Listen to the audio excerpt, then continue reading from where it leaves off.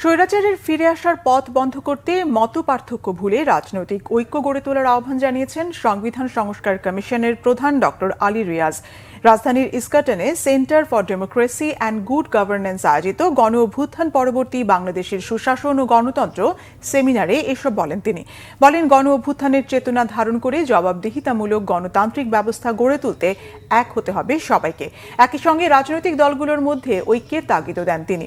এ সময় ৭২-এর সংবিধানের মাধ্যমে দেশে ব্যক্তিতান্ত্রিক ও স্বৈরতন্ত্রের পথ খুলে দেওয়া হয়েছে মন্তব্য করে সংবিধান সংস্কার কমিশনের প্রধান বলেন, স্বৈরাচার আসার পথ বন্ধ করার জন্য সংবিধানের কাঠামোগত সংস্কারের প্রয়োজন। সেমিনারে সুপ্রিম কোর্টের সাবেক বিচারপতি AFM আব্দুর রহমান বলেন, সংস্কার না হলে দেশে আবারও স্বৈরাচার আসবে, তাই রাষ্ট্র কাঠামো পুনর্গঠন অপরিহার্য।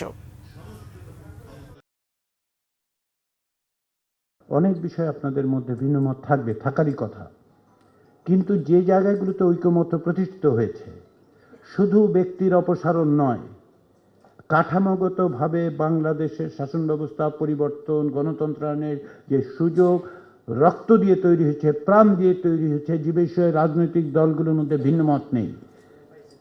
আসুন আমরা সেই জায়গায় এক থাকি। ভিন্নমত অন্য জায়গায় আছে, সেগুলি নিয়ে কথা হবে, সকলে আলোচনা করবেন অব্যাহত, কারণ এটি তো গণতন্ত্র। আমি আমার কথা বলবো, আপনি আপনার কথা বলবেন, আমরা দ্বিমত পোষণ করব, কিন্তু সংকটকালে আমরা একত্রে দাঁড়িয়েছি পথে।